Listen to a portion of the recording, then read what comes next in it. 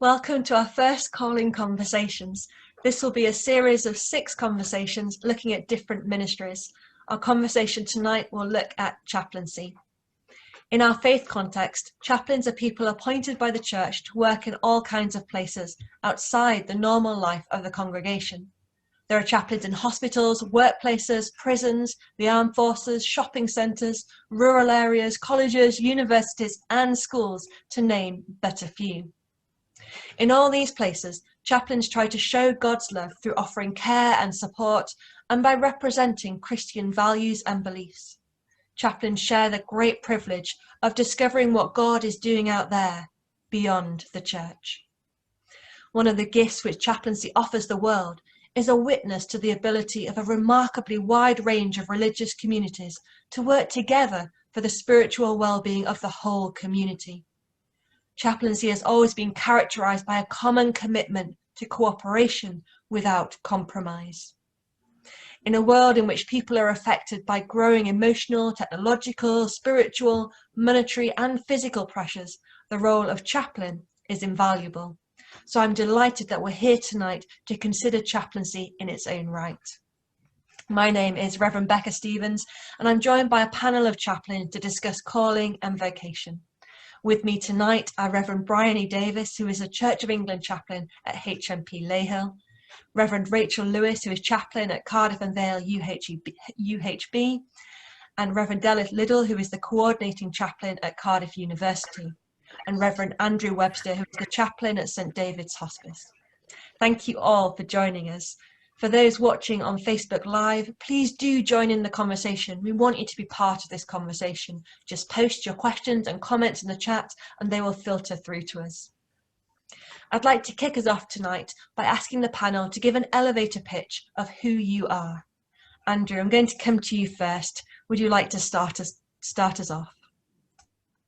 Okay, thank you, and thank you to everybody who's watching this film live or later. It's a real privilege to be asked to talk about something you're passionate about, and I'm really looking forward to hearing from my chaplaincy colleagues, because often we are in our own little worlds, so it's going to be really good for us to hear from each other. I am an ordained Methodist minister. I was in circuits in Cardiff, Birmingham and South Wales, Chepstow for about 18 years. During which time I did some part-time prison chaplaincy, but now I'm full-time for the last 2 years working for St David's Hospice Care. We provide palliative care and end-of-life care over 5 boroughs in South Wales, and we have also an inpatient unit in Newport. And in a sentence, the role is spiritual care, not only religious care, which is perhaps a theme that will emerge as we talk about chaplaincy, because perhaps originally chaplaincy was more the emphasis on the religious side of things, and that's still very much part of it, but perhaps a much smaller part than it once was. I love being a hospice chaplain. It's an immense privilege to be a chaplain both to patients, families, and of course staff, which is something else perhaps we'll talk about later. But that's enough about me, and I think perhaps of the colleagues here, the one that's perhaps closest to where I am in healthcare will perhaps be Revd Rachel. So I'll hand the baton on to Rachel so she can introduce herself. Thank you, Andrew. And thank you, Becca, and thank you, everybody. I want to be associated with everything that Andrew has said. It echoes quite a lot of what I would like to share. I started as an ordained Anglican deacon in 1986 because they didn't have women priests in those days. And I was lucky enough to have a post, if you like, in university chaplaincy up in Manchester and then in Carmarthen. And that was wonderful. And then in 94, women were ordained in England and I went over there and served as a rector. And until 2016 when I came into the NHS chaplaincy. Lucky enough concurrently with some of those posts to serve 10 years as the National Scout chaplain and 5 years as an Army Padre. So I've done a lot of chaplaincy, and I found that it informed and supported what I did as a country parson, if you like, as well. In 2016, I came home to Cardiff and was appointed by the NHS to work in Cardiff and Vale University Health Board, and I'm delighted to be here, and having done it, had the huge privilege of doing that for the last 5 or 6 years.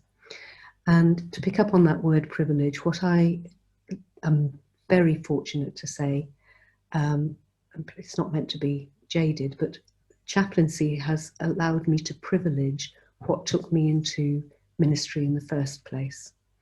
I worked in multi-church benefices. There were a lot of church roofs, there were a lot of graveyards, there were a lot of PCCs, there were a lot of finance committees, and now I'm a minion and I'm just one of the team, so somebody else does that. But it's the threads running through it are consistent and deeply important. And for want of a tag to pass on the baton, I'm going to ask Bryony to describe how it is for you. Thank you, Rachel. I'm Bryony Davis. I am the Church of England Chaplain at HMP Leyhill. So I'm actually working and licensed over in Gloucester Diocese. I've been there for 3 years. I've also been a chaplain in a large women's prison near London, which was a very different experience. The prison I'm in now is an open prison for men coming towards the end of their sentences, and our prison specialises in people who've committed high-risk offences, so will have been in prison a long time for the most part. My previous prison had people for very short times, and I think by the time I left, the average stay was about 3 weeks, so we had women coming and going all the time. It was a very, very busy and demanding environment, and before that I was in parish ministry. I've also spent some time working as a resettlement chaplain, and I have a real passion for trying to connect up what goes on inside the prison with church and faith resources outside in terms of supporting people when they leave. So that's something that I've really taken on and really, really care about and is important to me. And beyond that, I'm somebody who loves to walk. I love drinking tea and going to the seaside, and see myself primarily as in terms of faith as a green belter. So that's me, and I look forward to talking to you more about prison ministry. I'm going to hand over to Delyth, but last but not least. Well, hi everybody. Lovely to meet all of my colleagues, chaplaincy colleagues here. And indeed to be asked to be a part of this event. I am coordinating chaplain at Cardiff University. I'm a Methodist minister ordained back in 2005. So I've actually been in ministry for 18 years, and the last 10 years I've served as Methodist chaplain at Cardiff University, the last 3 years as coordinating chaplain. Ministry to staff and students of a university community is really amazing, interesting and difficult in equal measure, I think. It's a secular environment and many people don't have a clue what chaplaincy is really about. So the idea that we are simply here to be a listening ear to students, regardless of where they may come from on a faith background, really does pass some tutors, some staff and some students by, and they just don't understand that. And of course, as chaplains, we're also at the university to provide opportunities for worship, for Bible study, and talks and things like that. In fact, mostly I spend my time eating pizza and eating cake. It's an occupational hazard of being the university chaplain. You've always got food around and you're always serving tea, coffee and and handing out the tissues. But I wouldn't have it any other way. I absolutely love it. Before being in university chaplaincy, I was in circuit ministry with churches. I was in Barry Vale of Glamorgan immediately before Cardiff University, just for 2 years, had the church down on Barry Island of Gavin and Stacey fame, and was previously before that in Newport. And really that's where I got the bug, but we'll talk about the bug for chaplaincy. I should say, should be really clear about that. We'll talk more about that in a moment, I think. Brilliant, thank you. I get the vibe that this is going to be a really rich discussion.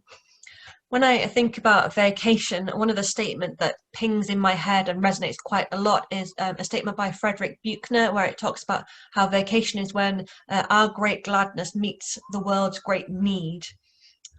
So I was just wondering, what for you is that ping? So Rachel, would you just have a think and tell us, what do you think calling means for you? You're on mute, sorry, Rachel. I was doing something about, I was going to say where your passion and the world's needs meet is vocation. And I confess I have a weakness for people. I have a bit of a rebellious streak, and in 1986, because there weren't any other women doing it, I kind of enjoyed doing that. And there were so few women around, that was a lot of fun when you were as young as I was in those days. But that sense of service and of response and of prayer and of being God's hands and eyes and ears and presence matters. And I think to wear a lot of hats as well when you're in parochial ministry. So there's huge opportunity to bring an assortment of passions to where the world's needs meet. And so calling, that's what pings for me. And whilst it's in a different context in hospitals, it's more, as Andrew was saying, it's more spiritual care than religious care, although religious care is important. Then that goes across the board. We work ecumenically and we work with multi-faith chaplains and the whole, and people of no faith. And that idea of seeing God and responding to Christ in others is, it matters, and that's consistent. And I'm going to ask how that works in prison. Bryony, what was it like for you? What's your journey been? I think for me, when I was thinking about what calling means, I kind of wanted to take it out of the context of being about ordination or even necessarily about faith.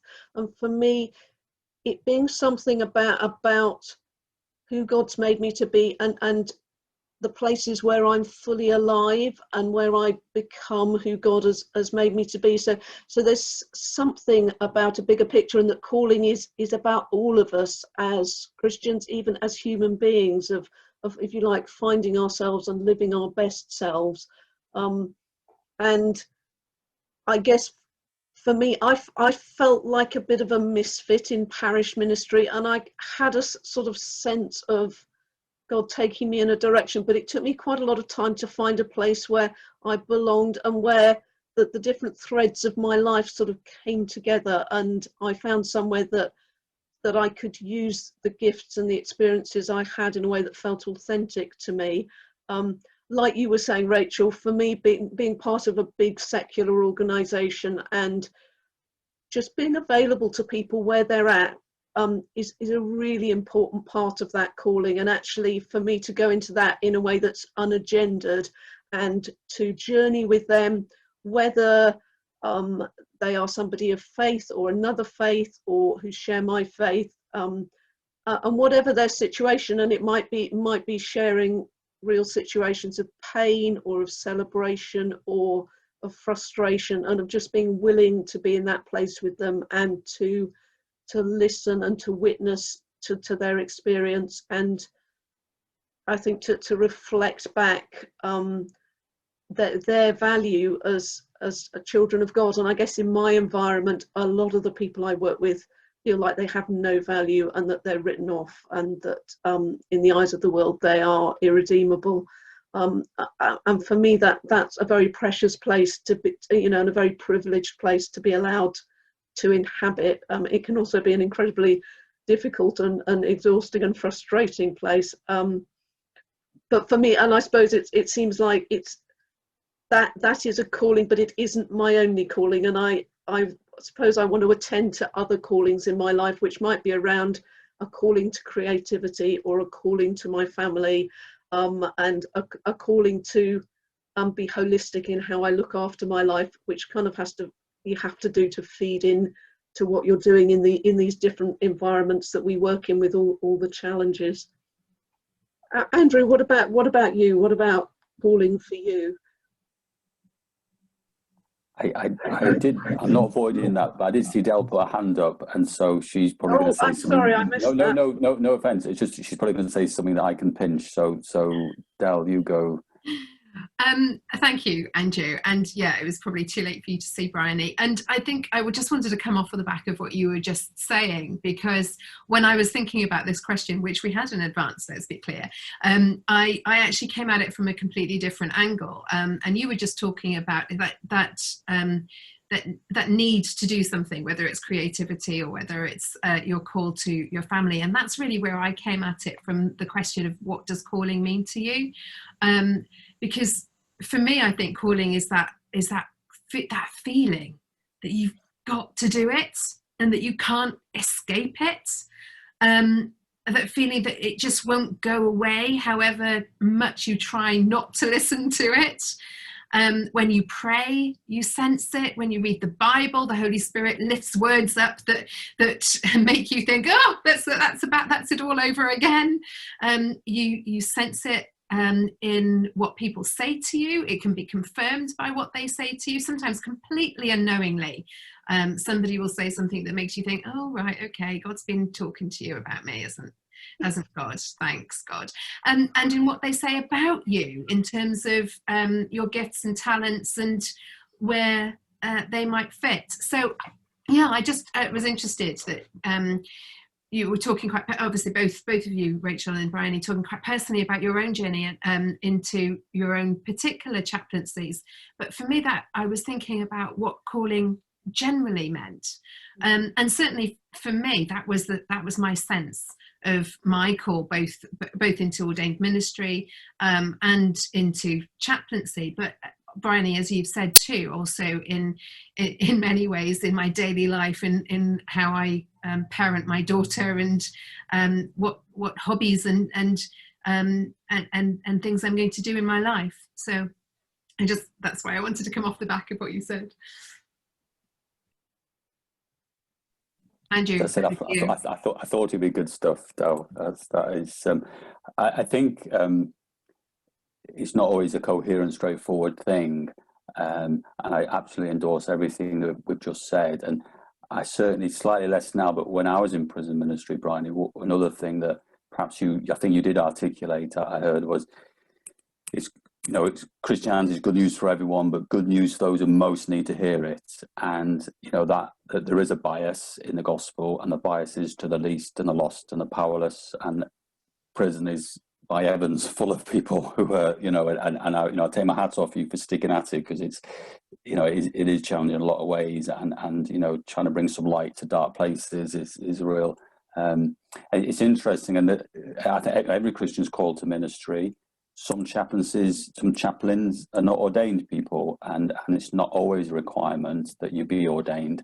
And it's important for us to think about, am I doing something that requires an ordained person? Because once you have been ordained, there's certain, you are yoked, aren't you? And it's interesting to negotiate with secular institutions what they understand by ordained person, or perhaps if you're a qualified lay reader, that sometimes enables you to enter some chaplaincies. And but even if you're a lay person, I would say, if you're considering chaplaincy, to be endorsed by your diocese, your synod, or what have you, because a key thing of chaplaincy is you are the church's representative in that place, or indeed other faith, and that's significant. Firstly, it gives you a bit of a rope to hold on to you, because there's an accountability there, but also that thing about public representative, which is a key theme in ordained ministry, but any authorized representative ministry is quite important. And I'd be interested later in this conversation to hear how colleagues are regarded by colleagues as being the God person, God's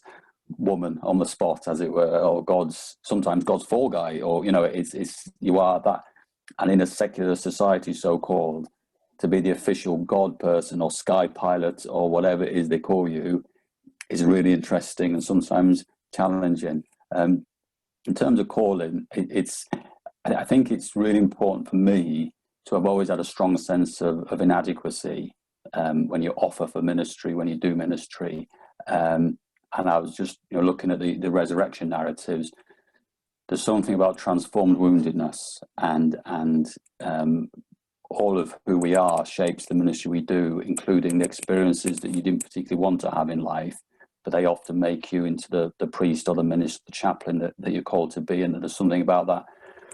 And I think we can overdo the wounded healer thing. I accept that, but at the same time, particularly in chaplaincy, particularly if it's a ministry of companionship and alongsideness, the inadequacy and woundedness and a reliance on grace is really important if we're going to do it, perhaps how God wants us to do it. I think God calls us through maybe negative experiences, certainly specific to chaplaincy. I can endorse a little bit what Rachel said about looking after church roofs and graveyards, and perhaps you come into ministry full of enthusiasm and the church says, yeah, go on, and sometimes local church ministry is challenging, and perhaps you feel called to be in amongst the world, you want to get stuck in where the world's hurting, and that's not always how it works out in local ministry. And sometimes, today I read something that an interesting thing Rowan Williams said, and he writes lots of interesting things, but he said about, in context of Anglican church priesthood, you're called not just convert the world, you're called to convert the church to the kingdom of God, and sometimes there's a frustration in you trying to help the church be what you think the church ought to be, and it doesn't always want to be what the church wants to be, and it can take a lot off you. So chaplaincy for me has been an opportunity, daily to be in amongst situations that you feel that's what you're called to be doing, and not have to deal with some of the stuff that church has become. Much as you love the church, I think we all love it in our own way, loved enough to join it, but it's that was a bit of a ramble, so I think that's all right. Thank you, Andrew. So we have a question from somebody watching this live. Stephen James would like to ask you, how has the pandemic affected the way you now have to work? Delyth, I'm going to come to you first. Right, okay, thank you. Yes, the pandemic. Oh my goodness. The university shut down when lockdown hit, March 23rd last year, completely, and all lectures went online, all conversations between staff and students went into email or Zoom, like we are Zooming now. All of our worship from the chaplaincy went onto Facebook Live, like we are doing now. All of our support stuff, like the quiz nights and the social nights, went onto Zoom, and our drop-in cafes went onto Zoom. And I have to tell you, it's not been good. It's not been easy. It's been very difficult to make connections with students, particularly the first years who joined at Cardiff University in September 2020, because we didn't already have a relationship with them. We've kept quite a few of those who are still a part of the chaplaincy community, if you like. We do offer a support and listening ear service through the student support services. But that in itself has been very quiet.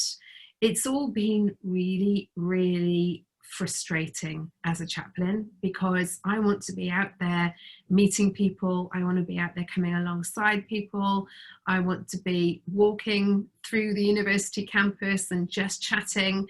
And I want to be sitting and having tea and cake and pizza with students, and we can't in this, and haven't been able to do so for a year. And although lockdown is looking like it's lifting, most of our students are now home anyway. They are revising for exams, which will be happening soon, and we look forwards in hope to the next academic year, that things will be a little bit more open and more easy.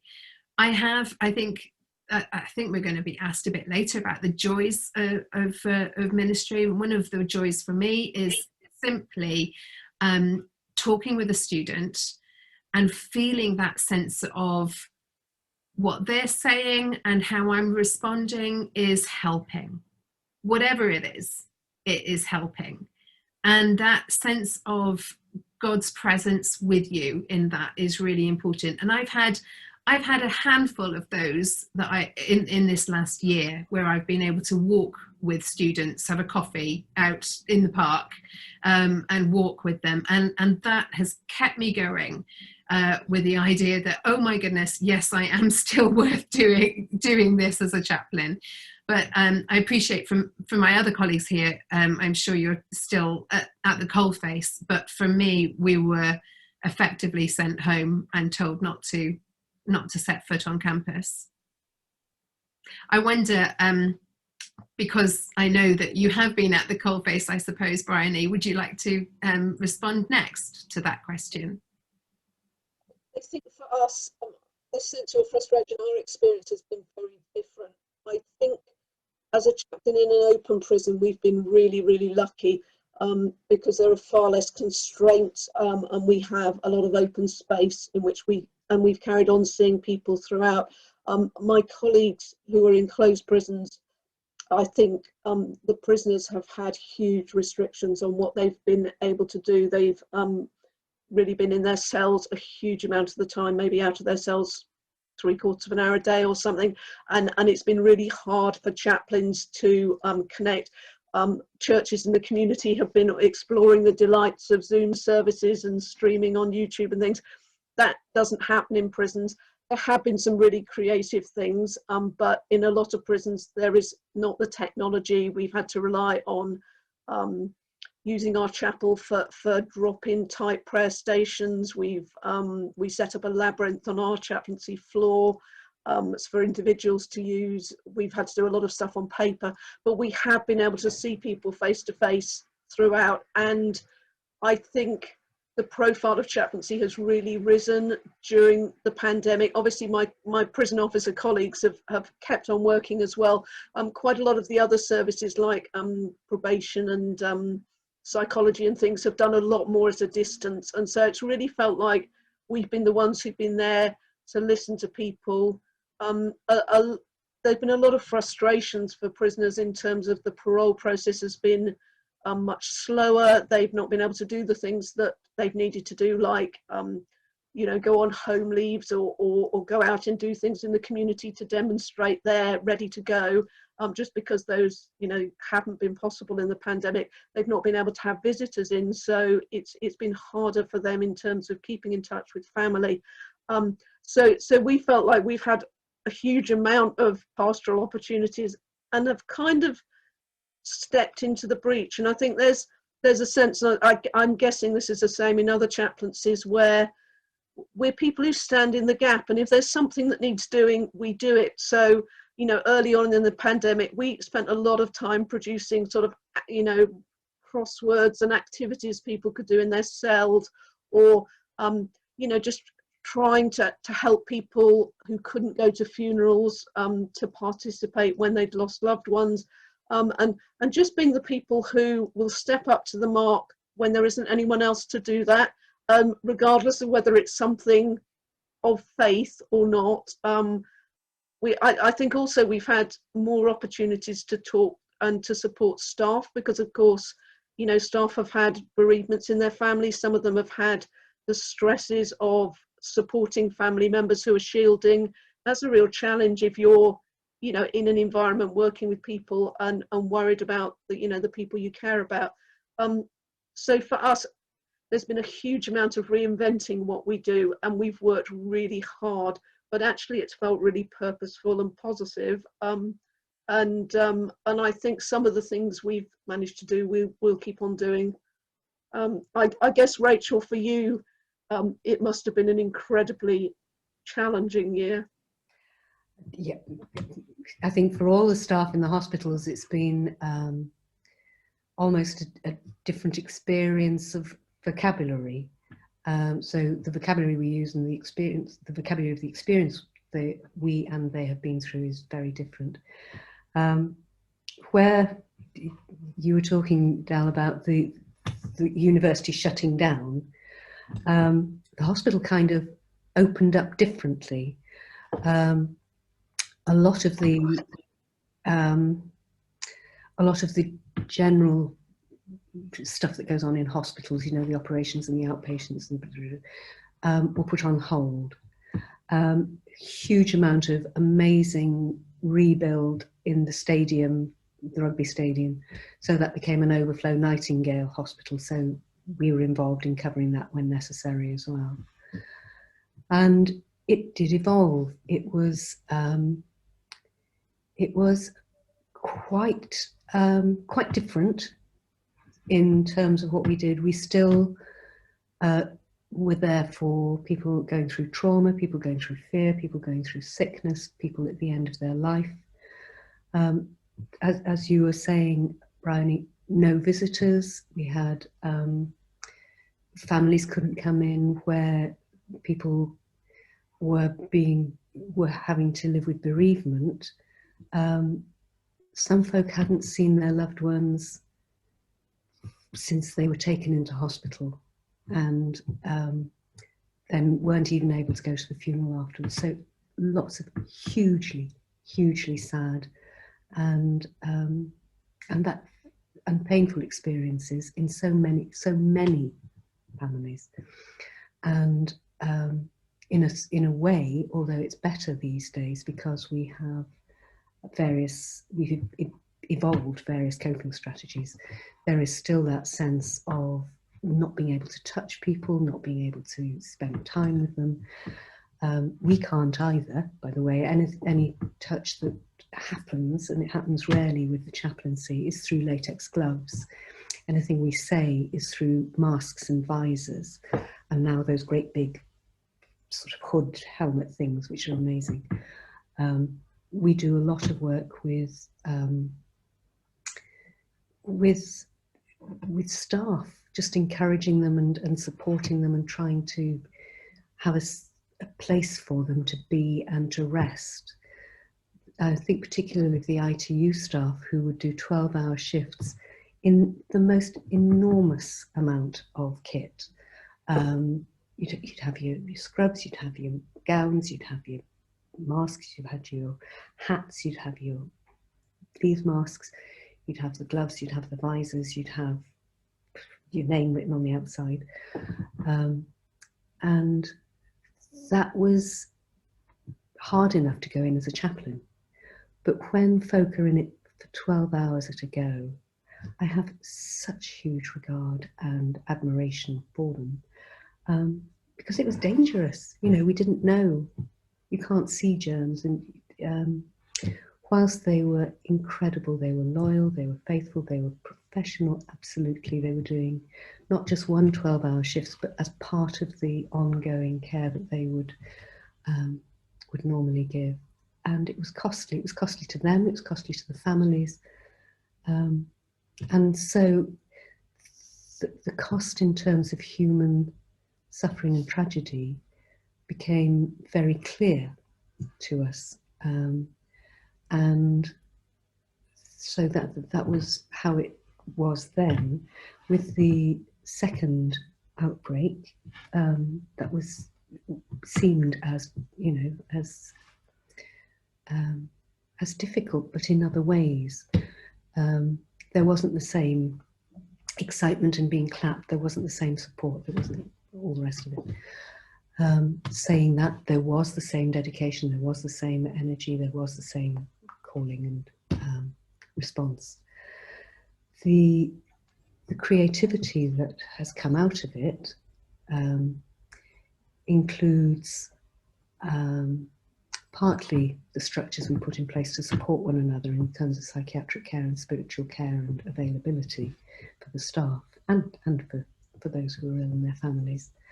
But the Arts Council and those who are involved in arts projects were involved in supporting and from a distance and through Zoom and all the rest of it, poetry and various fabulous wall art and, you know, all the rest of it. So it was the work was being acknowledged, and it still is, which is fabulous and amazing. Thank you, Rachel. I'm just going to interrupt you for a second. We're at the 2/3 mark, believe it or not, guys. And I have a question specifically for hospital and hospice chaplaincy. Well, in general, but this lady is thinking particularly about hospital chaplaincy. It's a question from Diana Williams. Are there any opportunities for lay people to get involved voluntarily in chaplaincy, and is there any training available? I don't know, Rachel or Andrew, who would like to take that?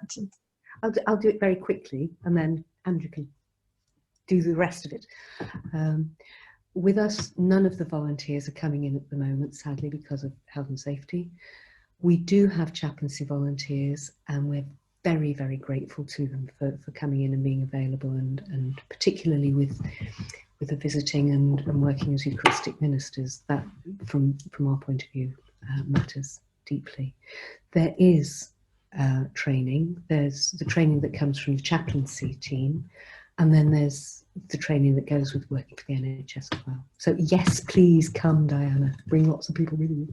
And now, Andrew, over to you. And if Diana wants to come to me, that would be you're very welcome. Yes, not at the moment, because unfortunately volunteers had to step aside in the pandemic, but many chaplaincies of all shapes and sizes have had volunteers and are actually really valued as such, and is often a step into paid chaplaincy, but it's actually really valued in its own right.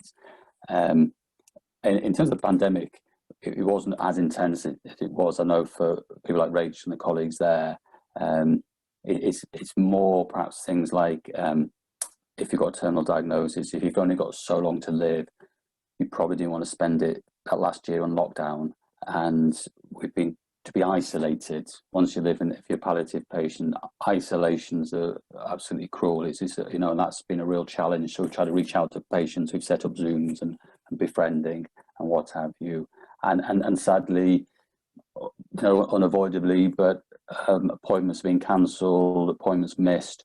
So now we're getting people who are perhaps going to die sooner because normal service had to be put on hold, and that's just how it was, and it can't be, you know, but that brings challenges. I wonder if down the line there might be possibly, as things unwind, staff in all our organisations actually whom we'll need to keep an eye on. And this thing about chaplaincy being there for the whole institution, one of the real privileges as, if you do it right, you can you can have a chat with the CEO, because they need looking after as well, because you know, or whoever's the management, because senior management get all sorts of, and it's very important to befriend the cleaners. And I'm not being hierarchical there, but actually I think in the military you have whatever rank you're speaking to, I think, the chaplain, and that's a real privilege and opportunity to do.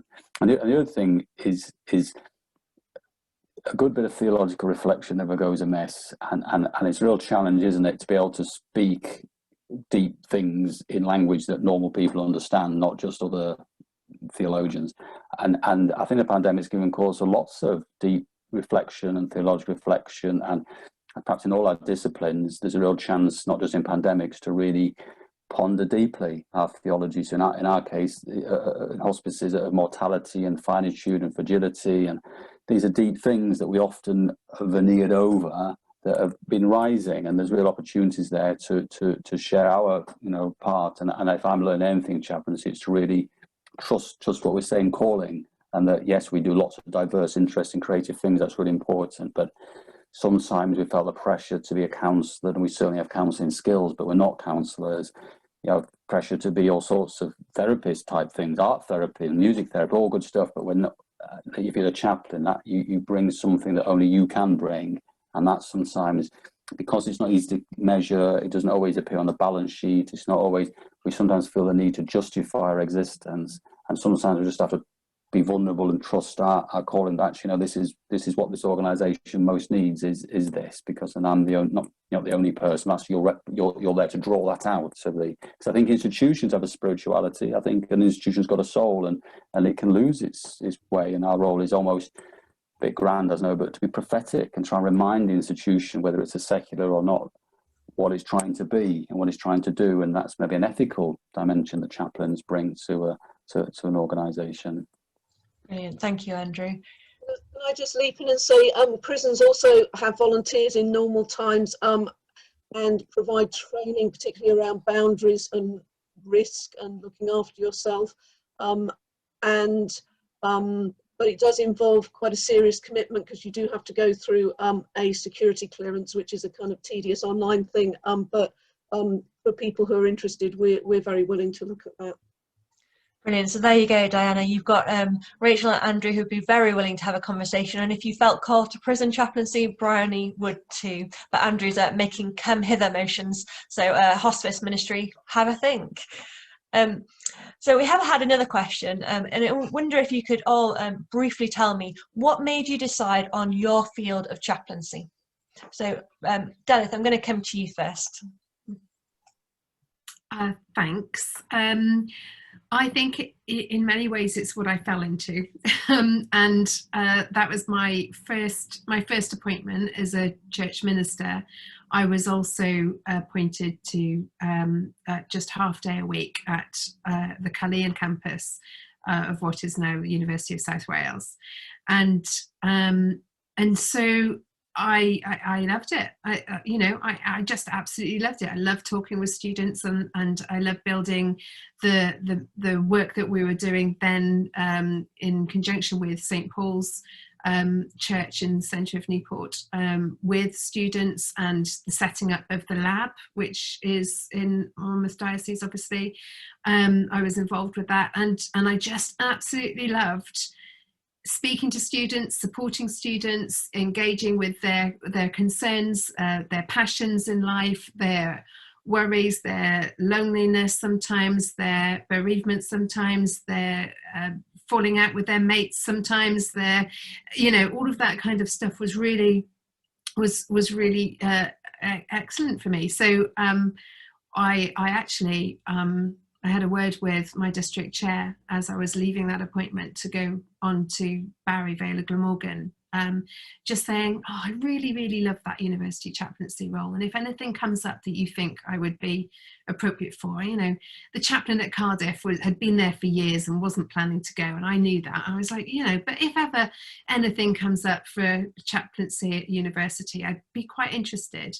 And he was like, okay. And within a year, he'd rung me and said, if you want to explore chaplaincy, full-time chaplaincy, Cardiff University chaplaincy is coming up. And it wasn't quite as simple as you've got the job, like, it never is it?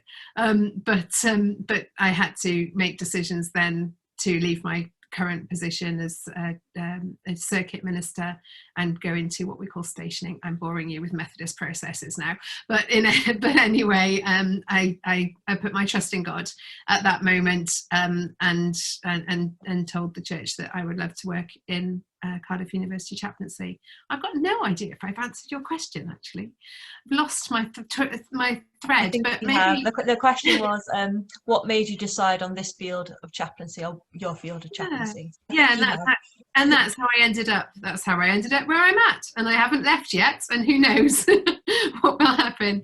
I wonder, Rachel, because you've been through a number of different chaplaincies. What made you settle with hospital? A certain amount of falling into it. There was a sense of coming home to Cardiff, and I was lucky enough to get the job. I applied and I got it.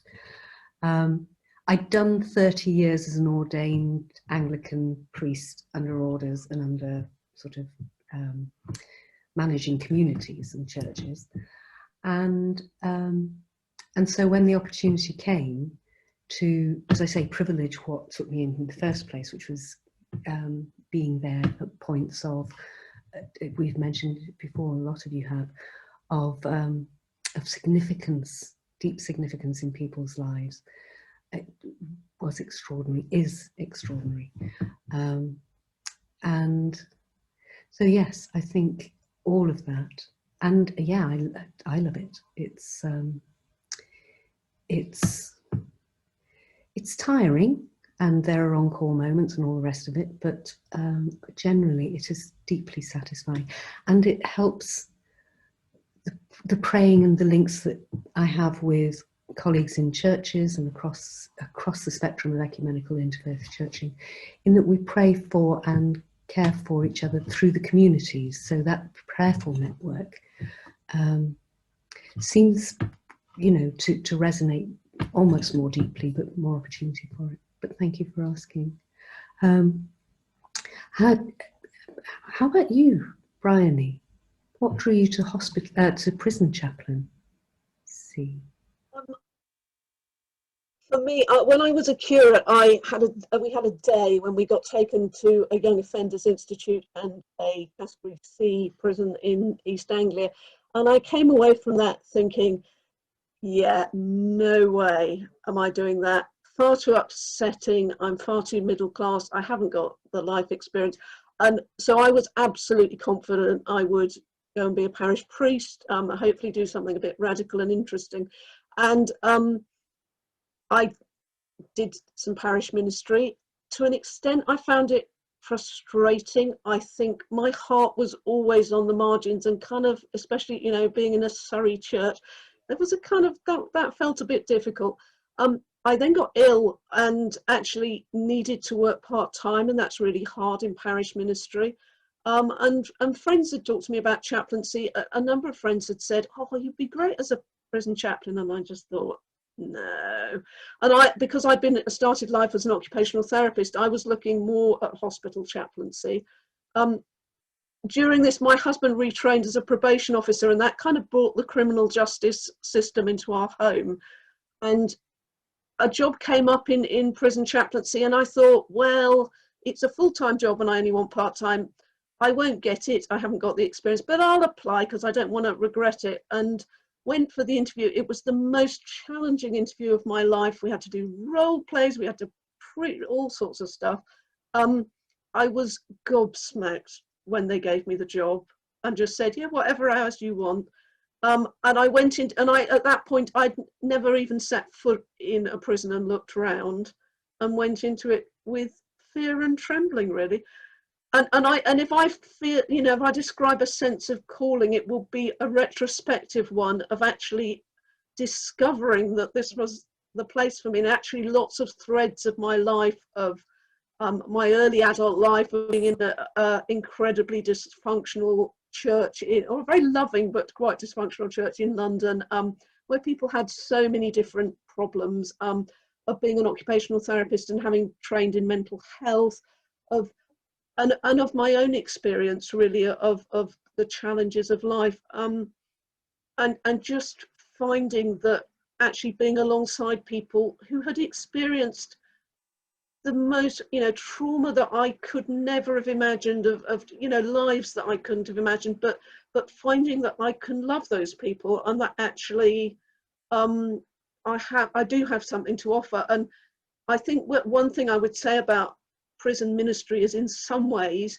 if you're someone who's had great trauma in your own life, you need to think carefully about whether that's a good place for you to be, because it can be quite triggering.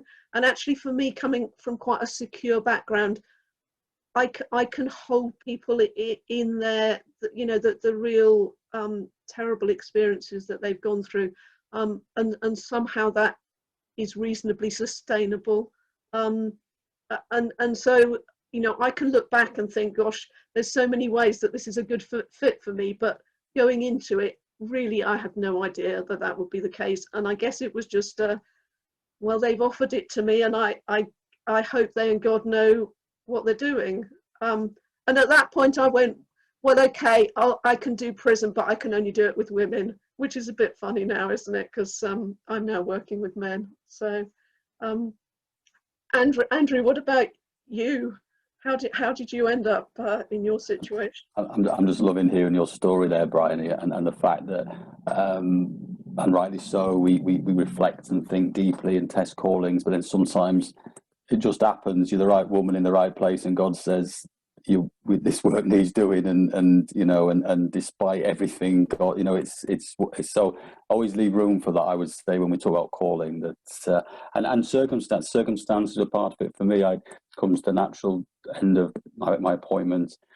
Moving house wasn't possible for a multi-generational household, so looking after quite a poorly in-laws. So it's partly circumstances. And I suppose you can be super spiritual and say God works through all circumstances. Sometimes situations just arise, and you sort of say, "Well, here I am. What needs doing," and things. So it's partly circumstances, but partly being ready to do something else. By and large, people aren't coming to church at the moment, so maybe the church needs to go to people to get out there. I'd probably you can get a bit comfy in church because you're in control of the space to an extent, whereas in chaplaincy you're not in control of the space. You're probably working for another organisation, a secular organisation. Interestingly, sometimes these organisations have more ethical standards in some areas than the church, but that's just something perhaps we can take back to church, and how to keep the link with church and the organisation is really important, how we do that, and where I'm really missing now not worshipping, partly obviously because of COVID, but worshipping, to keep a foot in the parish or somewhere is probably quite healthy in some way, as long as you don't get asked as a chaplain to be in charge of the pastoral team or something like that, because you don't want to look after anybody after you've done it all day.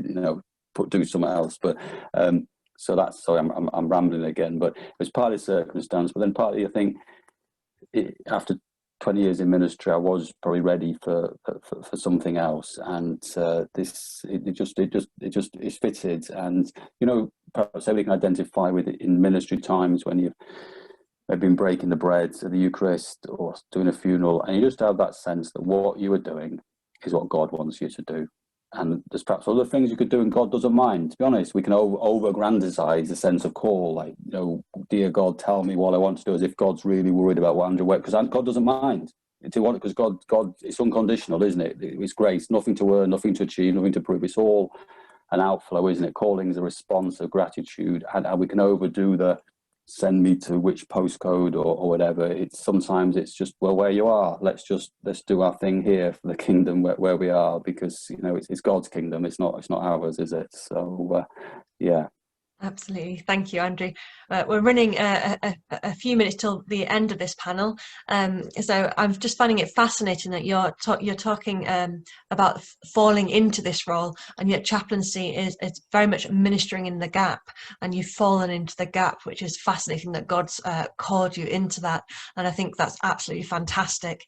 So I was just wondering, what would you say to someone thinking of doing chaplaincy? Del, can I come to you first? Yeah, you can. What would I say? Oh, well, I'd say do it. Listen to God. See where God leads you.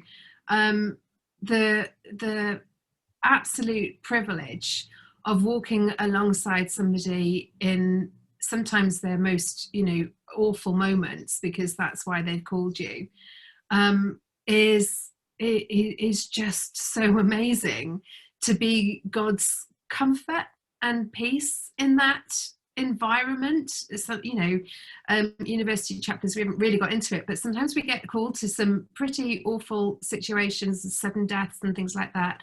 And to be God's peace in that environment is such a privilege. As well as all the fun stuff that I do with students, and as well as all the conversations that I have about, boyfriends and girlfriends and all of that kind of stuff. It's just a whole kind of world in itself, and I think it's well worth exploring. And you want me to ask somebody else now? So I'm going to go back to Andrew. What would you say about all of that? And volunteering's already been mentioned. If you want to see if it is for you, I do think being involved in local church work's a really good grounding for any chaplaincy. I find it really, really useful. I think I think the presence, and it was really interesting talking about doing stuff remotely and things, but chaplaincy is really an incarnate ministry. It's a ministry of presence and representation, and I actually wrote notes before this, and I've not read any of them, but listening is doing. That's really important in the current context where everybody's got to justify themselves or prove themselves. To be the one professional who's loitering with intent and listening with it is doing is it's kind of like Jesus's ministry was a lot of the interruptions, wasn't it? Every tug in his sleeve and profound things, and that availability. And if you're the sort of person who's comfortable with feeling powerless and not always with but listening is doing and availability, and if that suits your personality, then definitely give it a go.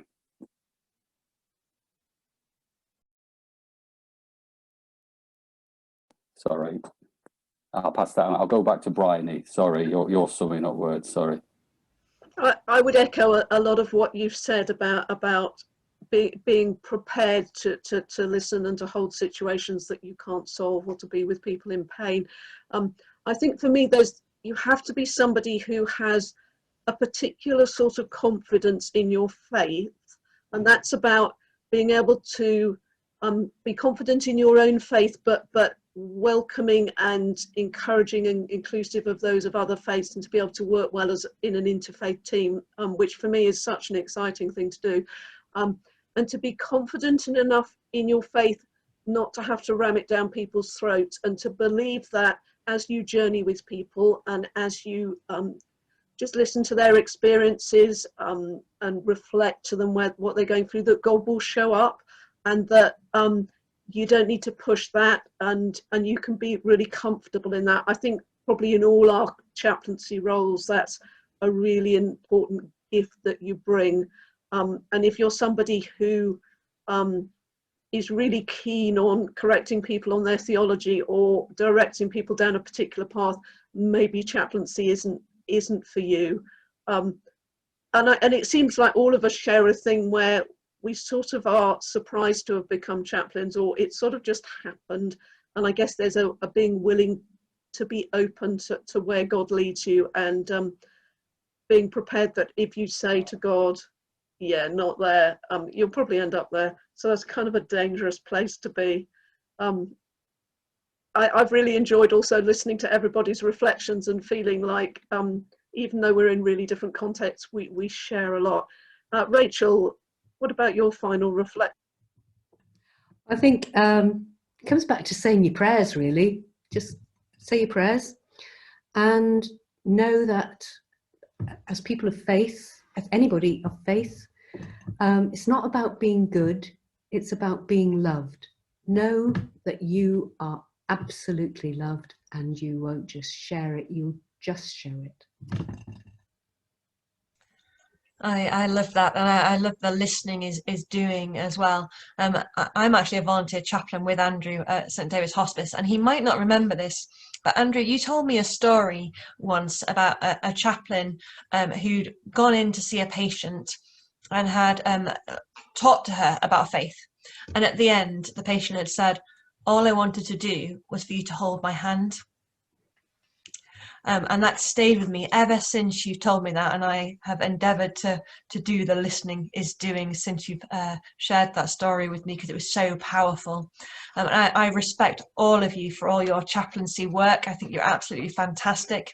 We do have a final question from Pam Walker, who says, how do we get the opportunity to fall into it?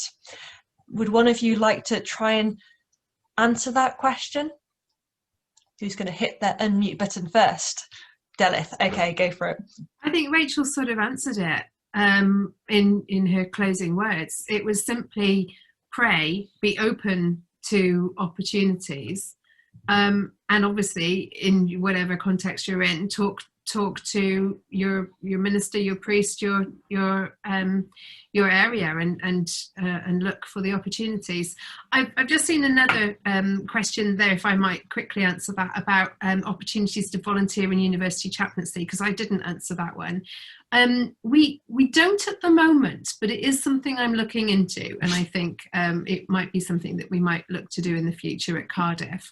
I can't speak for other universities, sorry. So just that answer to that question. And the answer to Pam, who do you talk to if you're not already in ministry? Speak to your parish priest, or speak to me as Director of Vocations in Monmouth. If you're in another diocese, go and find that DDO. We'd love to hear from you, because chaplaincy is a fantastic ministry, so please do. And for the panel, Diana Williams says, I think you all are all really inspiring and doing a fantastic, difficult job. I feel uplifted having listened to all of this. Thank you for sharing so coherently and openly. Bless you all. So I hope you are encouraged in your call.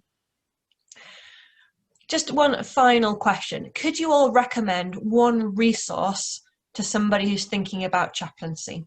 Rachel, can I come to you first? I was really hoping you'd go somewhere else. A resource, do you mean books or anything, or just a resource? A book or a resource if you've got a different option.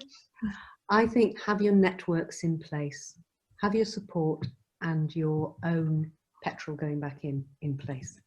I think that's a great option. I'll go if that's okay, because I was just scanning my bookshelves thinking, where's that book? I think it's in my office in the university, which I haven't been in for a year, so I don't know what it's called, but I would say that the Higher Education Liaison Group, I think it's CHALG, they've got lots of resources online, so if you're interested in higher education chaplaincy, have a look at that. I think, Del, the book you might be thinking of, because there's only really one book about chaplaincy, is called Becoming a Chaplain, and it's by Miranda Threlfall Holmes and somebody else whose surname might be Stevenson, but it might not be.